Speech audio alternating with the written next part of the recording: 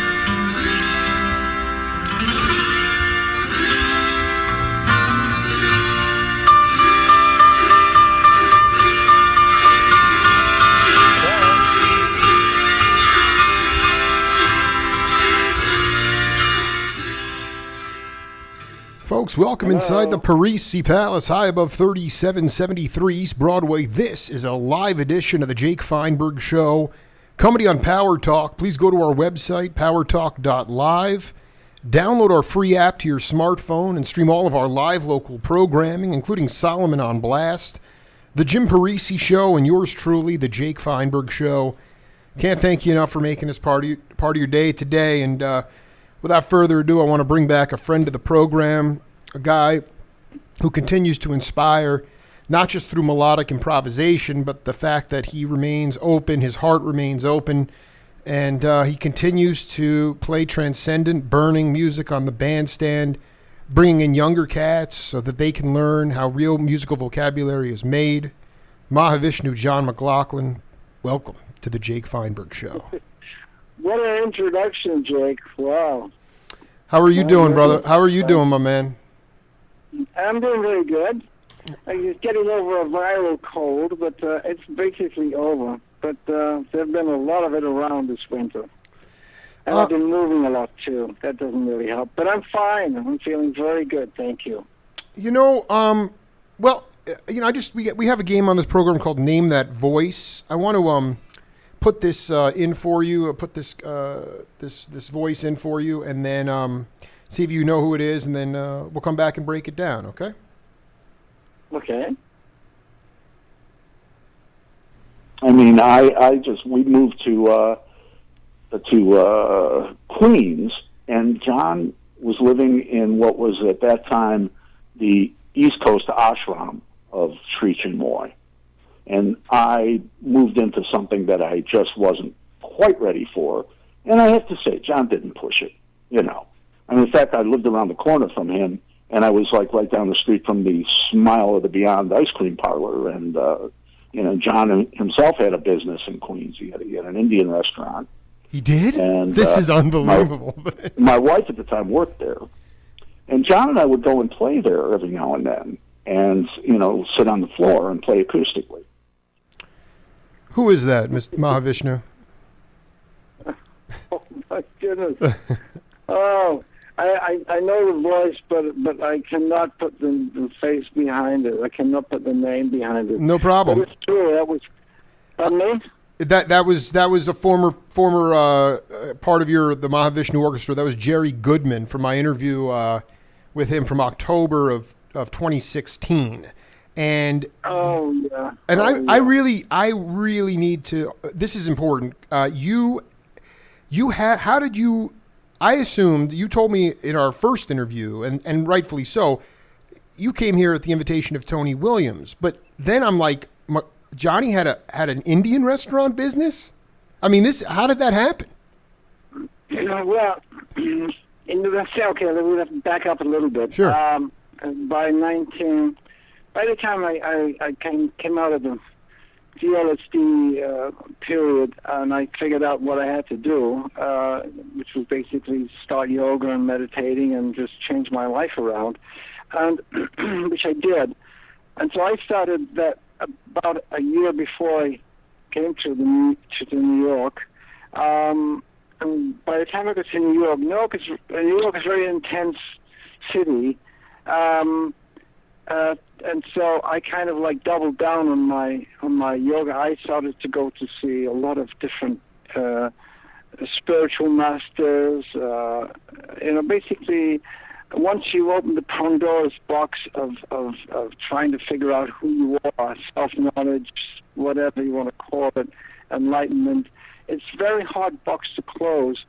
And I didn't want to. In the end, after doing yoga, which I continued for many years, the yoga of Master Vishnu Devananda, and I would go to the Sufis. The Sufis, for those who don't know, is the more mystical side of Islam, and very, very beautiful side of Islam. Unfortunately, we don't hear much about it. We only hear about the bad side of Islam, but there are bad people everywhere. Right. Nothing to That's do right. with religion. That's right. And I used to run into Paul Motion there, who's the drummer with Bill Evans, Oh my God. who was also a follower of the Sufi way. The Sufi way is very much like yoga, one of the bhakti yoga ways. In any event, after seeing a lot of these masters, well, not a lot, but quite a few, I ended up wanting to be a disciple of Sri Chimnoy. This would be probably now in late 1970. And so I needed a discipline. I've always believed discipline is really the road to freedom. And I still am convinced of that today. Certainly true in music, but I actually believe it's true in life, too. And so I began quite a rigorous discipline of meditation and yogic practices. And at some point, probably about a year after I became a disciple of Sri Chimnoy, things were going very well. I'd already, Mahavishnu Orchestra was running. We were enjoying just phenomenal success. Not just musically, but commercially, too. This was the biggest surprise of all. And one day, my Guruji, he said, so, Mahavishnu, the disciples need to eat a good meal and cheap. So why don't you open a restaurant? so that's what I did, and it was in Queens, and that's why I learned to cook Indian food. Not very well, but I get better as time. I cannot wait to have. Wait, hold on for a second. Did you? I still love to do it. Yeah, go ahead. The thing is, it was. I had to make basically a good meal for $1.50, and even in 1972, that's a tough call. And basically, so I was just losing money every month, but it was what I considered part of my divine duties, for want of another word, and I was very happy that it helped people who didn't have much money to come and eat very cheap and good food, vegetarian.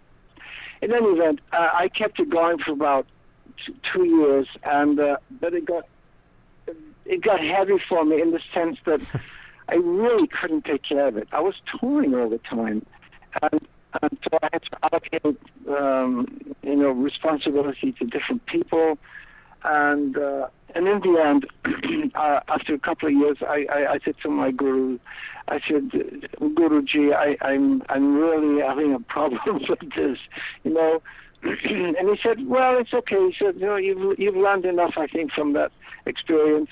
And so I gave it away, actually, the restaurant.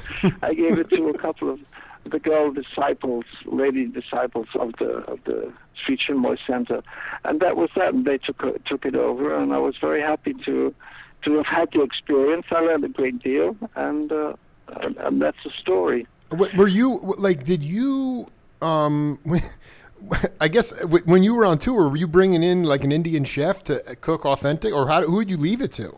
I mean, to me, this is like one of the most profound. And also, your Guruji, what was in your mind looking back?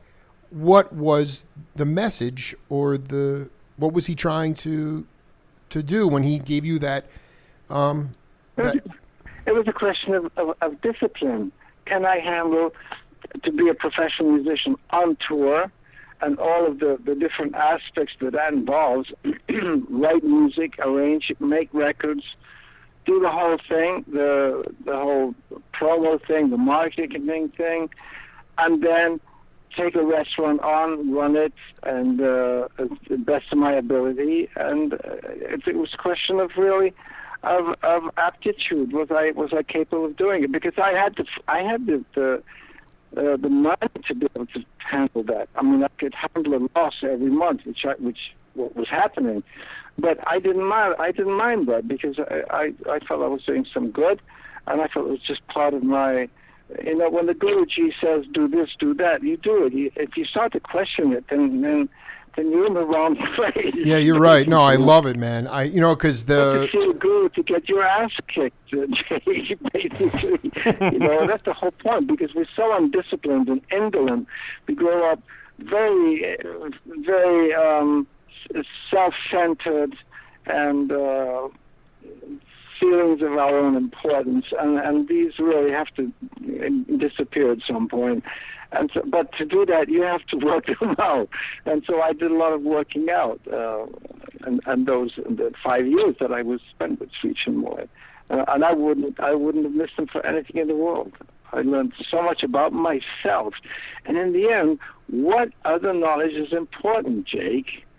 I don't know. This, for me, is the most important knowledge in the world, is knowledge of yourself. At least have an indication of who you are, what you are in this unbelievable, mysterious universe. I mean, my goodness, we're on this beautiful blue planet flying through space at unthinkable speeds, and what are we doing here? So these are all kind of questions that we look at when we're trying to figure out, the meaning of life, meaning of existence, and we're all part of each other, and society today. I mean, those days in the early 70s, there was a general more attitude that we could make a better world. I mean, we really made a hash of it because the hippies became the yuppies, and the yuppies became the investment bankers. And the investment bankers. You're right. You're right. And they ruled by greed. They became infected by greed, and greed runs society today. The problem with greed is that you fall into this illusion that you can do this and do that without affecting other people. The thing is, everything we do affects the people around us because we're all connected. From a spiritual point of view, we all know we're all connected. There's only the Great Spirit, and we're just aspects of the Great Spirit. But in fact, I would go further than that, and I would say that we're actually all physically connected insofar as that a bank folds in frozen Sneakers, Idaho, and that actually affects me. It affects you. It affects everybody in some way. And when you have a lot of that happening, like, for example, the meltdown in 2008, which was the cause of which was entirely greed, then you have a global effect that affected millions of lives. Millions of lost their homes. They lost everything, their jobs. I mean, it's phenomenal. So we have to bear in mind I want to bear in mind that I'm connected to everybody and everything that I do affects everybody and everything. So, but these are questions that I started addressing, in the late '60s, and so you just. That's what your life's about. That's what my life's about. Anyway, it's a question of course, my voice. Really, my main voice is music, because in music we can say things that are essentially unspeakable, but they relate directly to the human condition. And my human condition is exactly the same as yours, exactly the same as everybody else's. Here I am in the spirit, in this body, and what do we do when we play? And what can we possibly say?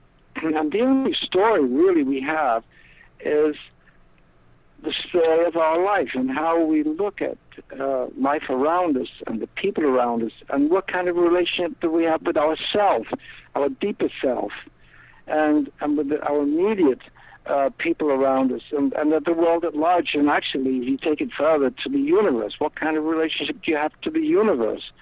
And, all these are all ways of figuring out how to live a happy life in the end. No? Wouldn't you agree? Well, I go back and listen to our interviews anytime what I've been trying to do on this sacred journey for the last 6 years is to connect the brother and sisterhood, the intergenerational brother and sisterhood of cats like, here it is, I'm interviewing Jason Crosby, and the next thing you know, Jason Crosby's being recruited by John McLaughlin to play in his band. So it's like connecting through love, connecting through wisdom, connecting through knowledge. That is what I've been doing to get to know myself more and to find my voice. I want to read you a quote from this was fascinating to me, and I want you to just talk about one. After you're done, you can riff on it any way you want. This is from Jack Wilkins, a peer of yours, guitar player. He said, McLaughlin's time feel was different from anything I've ever heard before. It was somewhat baffling. His phrasing was left-handed for me. Instead of putting the beat on 1 and 3, he would always put it on 1.5 or 4.5. I was fascinated with it in a way.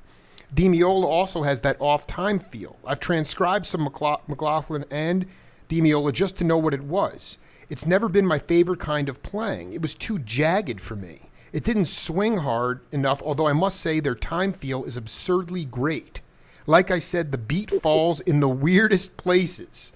A lot of jazz musicians can't listen to that because it's not on the beat. It can't connect to the tune, especially if you're playing standard tunes. When they play standard tunes, I say, well, anyway, so that's just his. I want you to talk about time feel. How the idea that the internal time feel, how you honestly develop that, because since we last talked, I've been talking to Tootie Heath, Charles Neville. I haven't gotten to Sonny Rollins yet. One of your heroes, John Coltrane. All those cats started in the R&B circuit before they ever got into bebop. So they learned rhythm. Okay, they didn't start by playing bebop. They started playing rhythm. And I wanted you to talk about the rudiments of your time feel, because I know what Wilkins is saying, yet I still get off on it. I love the jagged stuff, but everybody has their own individual time feel, and I just wanted you to talk about your evolution as it relates to time feel. Well, I think what you're talking about, time feel, is your sense of rhythm. And your sense of rhythm relates to how do you dance. Because the music we play, you're talking whether it's rhythm and blues or whether it's jazz, rhythm is at the very heart of this music. And the rhythm is an expression of how each individual dances. Maybe he's not able to dance, the musician not able to dance physically the way he plays, but he dances on his instrument. Because if he's not dancing, then you're missing a very crucial element in the music, and that is the physical element, the element of sensuality that is inherent in rhythm and blues. It's inherent in jazz. It's inherent in all Indian music. It's inherent in African music. And really, and only in rock and roll, instead of being sensual, it becomes more sexual, which is fine with me. But how we dance is how you are, and each one of us is so different. The whole point is, it relates to what I was talking about before. The whole point about finding out who you are is to find out how you relate. and how you relate to everything. And how I play is a reflection of how I dance in my own body. I love it. That's all I can say. I love it. Because if I'm not dancing, then I'm not playing, Jake. You know, it might as well be a computer to play, because the computer's going to play it perfectly, but it's not going to be dancing. That's the problem. And the dance is so fundamental and universal to life. You see it amongst animals, you see it in humans. It's an expression of life itself, capital L. And so I can only dance the way I want to. And the more I've learned over the years, because already by the time I was, and even in school, I was hearing things in funny time signatures. But my feeling was that why should I try to, like a tune, a melody, and the melody would come out and it would be odd. And I would say to myself, should I leave it the way it is, or should I make it conform to a 4/4 or a 3/4, which is what I've been growing up with? And my choice was, no, leave it alone. Let it be the way it is, because why should I mess with it? I shouldn't really. So this has been my philosophy all along. Okay, already by the time I'm playing jazz, I'm become infatuated with drummers. Why? Because they make me dance in such a beautiful way, and I love them all. Whether it's Philly Joe Jones and with Miles in 1958, whether it's Jimmy Cobb in '59. And through the early 60s, and then when Tony came on, and of course, let's not forget Elvin Jones with the great John Coltrane in the early 60s when he formed this wonderful quartet. And these guys, they shaped me, in a sense, the way I felt rhythm, the way I learned rhythm. Because if you're a jazz musician, or really any kind of musician for that matter, if you're not with the drummer, then there's a problem. If you don't know what the drummer is doing, then how can you hang with them? You have to know what the drummer is doing intellectually, and actually you need to be able to know what he's doing physically, which drew me, of course, to the Indian concept of corner call, which I'm sure you know about, sure. Which is the Indian way of singing and mastering rhythm without getting blisters on your hands. You have to sing it and keep the rhythmical cycle with your hands. And this is one of the greatest gifts India gave to the world, in my opinion. In addition to yoga and meditation, although meditation was pretty universal before that. In any event, these people, and I have to now include the eastern section of how they see and how they express themselves in music, just really, I'm a hybrid of both worlds, in a sense. And for example, I just came back from India, where I had a couple of concerts with the Fourth Dimension in Bombay, Mumbai, but I had a concert in Bangalore with everyone in Shakti, with the exception of Zakir, who was going to have a heart operation in a couple of days later. Fortunately, it went very well. And this was a 3-day festival, and we played on the first night, and I stayed intentionally to the second night because there was one of the greatest musicians in the world who plays mridangam. Mridangam is a South Indian two-sided drum, and this guy is a magician. That's all I can say. He's playing rhythm, but he makes you go into a dream. How is this possible? It's when music becomes magic, or when rhythm becomes magic, because everything is possible in music. And the possibility of becoming magic is when we can enter into that place that the musician's playing and discover the treasures that are inside that man's or that woman's heart and soul. and they're expressed either in notes or they're expressed in rhythm, and that level where it becomes magical. This, I think, is the whole point of music. It's certainly my goal, and it's certainly why my whole life has been dedicated to it. The thing is, I have to just, that said, in my experience, it becomes magical when we get out of the way. Right. It sounds a little strange, but this, I think, is the whole point of discipline, and self-discipline is where we can get to the point where we start playing, and we find ways to get out of the way. Sometimes we're not able to, but when we can, it gives the music the possibility of becoming magical. But it's very difficult. We are not really in control of that dimension. But it's there, because that's the reality of it. I've seen it too many times. I've experienced it too many times, whether on record or whether live. That magical thing that can happen in music is the how shall I say, is the consummation of music. Did you play music with the Sufis? No, I didn't.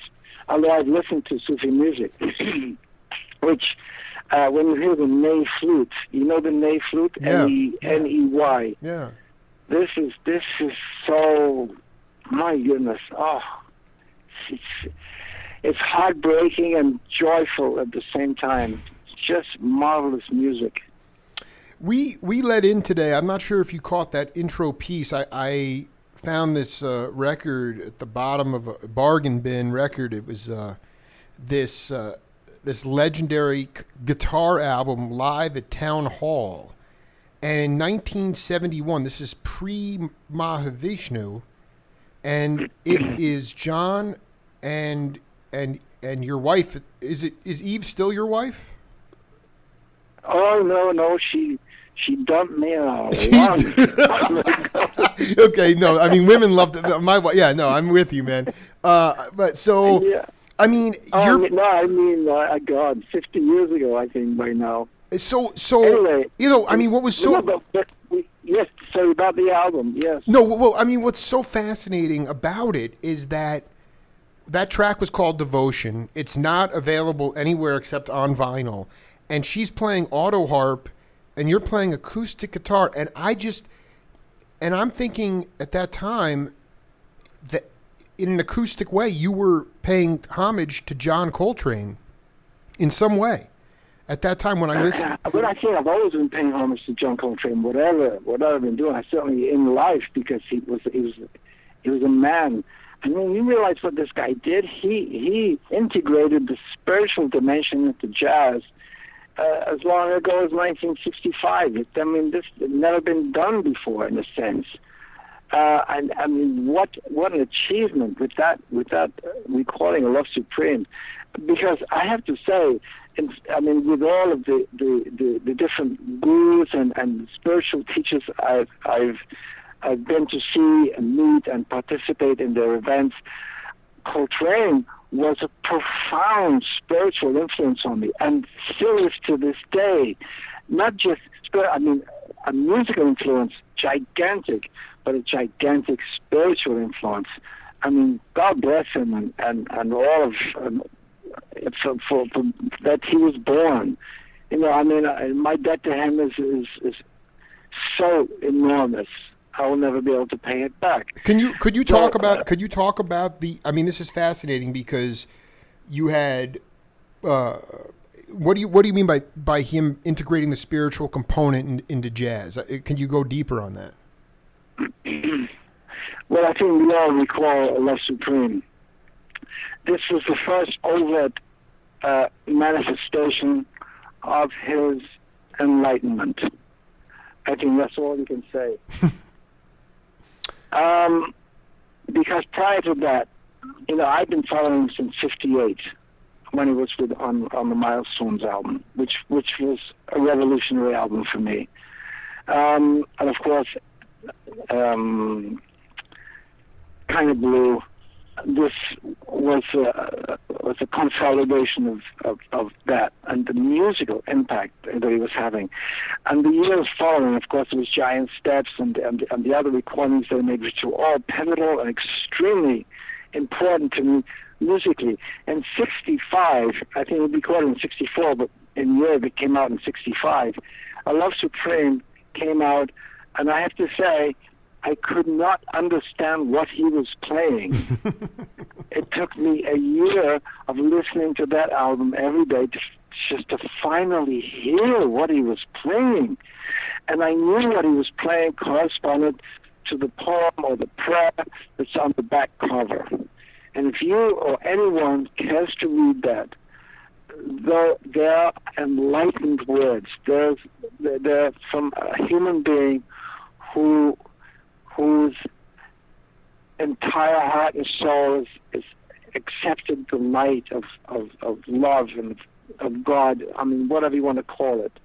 And this was so significant to me in the sense that I knew the music corresponded to the poem, which I understood, but I could not understand the music, and it took me a year or more until finally, sometime in 1966, I finally got through my stupid head what he was actually playing and the meaning of his music. And it staggered me. It was just marvelous, joyful. Oh, I mean, what can I say?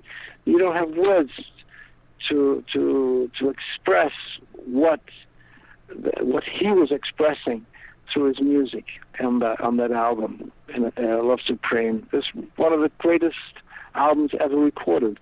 And it's what I was saying before about how it was overt. He integrated overtly his spiritual awareness into his music. And that for me, was profoundly significant. Because it tied up with, already I was listening to Indian music. Already I was studying Indian music. I began studying Indian music in 1969. Why? Because I realized already by 1969 that Indian music, both North Indian and South Indian, was inclusive, absolutely inclusive of every aspect of the human being, from the most capricious to the most divine and sublime. And this, for me, was earth-shaking, because it's... I want to be clear. I want to just be clear, though. Love Supreme came out in 65, but you 64, said... 65. Right, so you said that you had already been studying Indian music. You're talking about 59, not 69. Sorry, yes, no. I made a mistake. I began studying Indian music at 69. This is like 7 years later. Okay. But, yeah, I got my dates mixed up. It's called old age, Jay. Don't worry about it. No, you're cooking, man. Go ahead. Anyway, yes. No, I started studying Indian music 69 because I realized that this whole thing about jazz. I didn't really listen to Indian music. Start listening until really mid to late 60s. But I became quickly aware of its inclusiveness. But that was the profound change that Love Supreme did to me, because coming out of the whole psychedelic trip, for want of another word, and try to address these big questions of existence. Coltrane's recordings, and that recording in particular, were a real aid to me. They helped me through very difficult times of self-doubt, when you don't know who you are, and you're trying to figure out what am I trying to say in music? Who am I anyway? What am I? What is this universe? What is God? What are people talking about when they say God? Do they know what they're talking about? It's just a word. What is it supposed to mean? But mean in reality? You know, all of these questions that you start asking yourself, that I was asking myself. And that particular album stayed with me. And to this day, I have it. I'm looking at a an example of it right now. Beautiful. In my CD collection.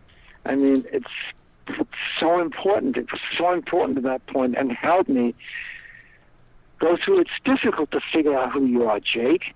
It's difficult to figure out who you are musically, because to figure out who you are musically, you have to figure out who you are in life, or what you are.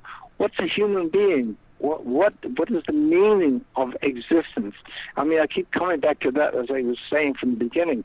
But they're all related to what we do and how we are, just from day to day, from moment to moment, in this existence, and this, and the realization of what we are and what we are doing, and the impact that we can have on people, and whether it's poisonous or whether it's beneficial. You know what I mean? I mean, fortunately, music is a power for good. It is the power, in my opinion, that unites humanity. It's the most beautiful power in the universe to me, because you can't play music while you're angry. You cannot play music when you hate. You can only play music when you love. You love music. You love the people around you, and it's really it's the true language of humanity, for want of another expression. Mahavishnu, last time I spoke, I had a interview with John Luke Ponty, and he was playing, when he saw Coltrane and these guys playing post-avant-garde music, he was obsessed with it, and he was taking the violin from a gypsy music into avant-garde jazz, and he was playing to two people at the Blue Note in not the Blue Note we know, but just a club in Paris. He was playing one or two people. He was playing this music, and he was ready to walk away. He was ready to give up, and John Luke was ready to give up. John Luke was ready to give up, and then John Lewis from the MJQ quartet hipped Frank Zappa to him, and Zappa called him and recruited him to come to the States, and the rest is I remember. It's kind of history. And I want to ask you, because you were still in England when you heard Love Supreme. You had not come to the States yet, had you? No, it was 1964, 65. So how did you, I'm curious about when you were starting to play this music and when you actually first connected with, I mean, Tony invited you, but how did you connect with Tony? Was it, because literally Jean-Luc Ponty was ready to walk away drop his apparatus and leave. And there was this sort of spiritual intervention, like you talked about, this Love Supreme. And I'm wondering about how you, when you started to, once you figured out how to translate the music in your head to come out on your fingers, when you started playing that kind of music, did you have a similar reaction? Did you play to big audiences? And then how did you really meet Tony Williams? Well, first of all, to make a living as a jazz musician at that time was impossible, which is why I was playing R&B and soul basically all the time just to survive. But fine with me, because I don't believe you can take the R&B out of jazz. And no way, man. Left. No way. Absolutely. So I'd come out of Georgie Fame and the Blue Flames, which is really R&B, and and it was a good gig. But I left to play with Jack Bruce and Ginger Baker and Graham Bond, where the music was more intense, and I was moving away from the cool guitar sound. Now I remember listening. You listen to Coltrane. I wanted more kind of distortion. I mean, you listen to Train sometimes playing one or two notes at the same time. It sounds. That's why I always made this analogy with Jimmy. When Jimi Hendrix came on the scene, Eric had already done some great work, Eric Clapton, in that way. But already by 1965, I had a bigger amp, and I was cranking it up because I wanted more that intensity that I was hearing from Coltrane, and Miles also for that matter, because Miles was always intense. He had this wonderful focus of intensity, especially after Tony joined his band. But to bring me, so I would play with different groups. I started to do session work with pop players, pop musicians and different. It was a wide open field. And those years, I did it for 18 months until I couldn't hack it anymore. I thought I was dying, and so I became poor again and happy. But playing my own music.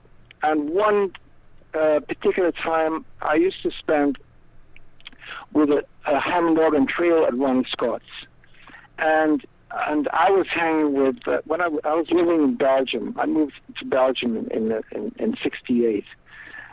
Playing with a more avant-garde band where I could really expand, but I missed the discipline. I gotta tell you, I missed the discipline, because if you're playing just free, everybody's playing free, it can quickly become indulgent. Yes. Absolutely. Absolutely. Absolutely. In any event, I was hanging with Dave Holland. Basically, I was staying in his flat when I come back to England. And he was already playing in one of the house bands in Ronnie's, and I was playing from time to time in another one. The Hammond organ was more like rhythm and blues. Okay, 5 minutes. Sorry, yeah, I've got people coming. It's fine. No, it's fine. Okay, let me finish, because I was with the Hammond organ trio, and Rassan Roland Kirk, for example, was one of the guests who would play with the regular classical jazz trio. But Rassan heard us, and he came over and he jammed with us, and that was such a thrill, because we were more R&B, and Rassan liked that. Anyway, make a long story short, Bill Evans, pianist, came into town, and Jack DeJohnette was playing with him with Eddie Gomez. And Jack liked to jam. And he invited Dave and me down to jam one afternoon at Ronnie Scott's. And so we went down, we were just playing away. I was thrilled, because what a great drummer. And what a great pianist, too. In any event, I didn't know that he had one of these kind of Mission Impossible tape recorders hidden behind his drums, and he recorded the jam. A couple of months later, I get a call from Tony Williams, and he says, I'm putting together a trio, and I'd like to have you on guitar. I heard the jam you did with Jack DeJohnette, and I think we could really do something about it. And that was really one of the most pivotal phone calls I've ever had in my life. That would be sometime around October, November '68. John, I didn't realize we have this limited time. I want to play you this audio track. This is really important. You want to talk about finding yourself. I want you to listen to this. You can marinate on it, but it's a project that I think that me and you need to work on, okay? I want you to listen to this, and then you can go to your guests, okay? Hold on.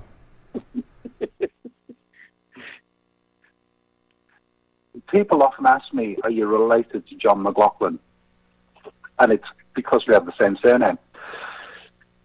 And that's a bit of a moot point, because my father used to tell me when I was young that there was this other guy in the distant McLaughlin art clan who was a good musician.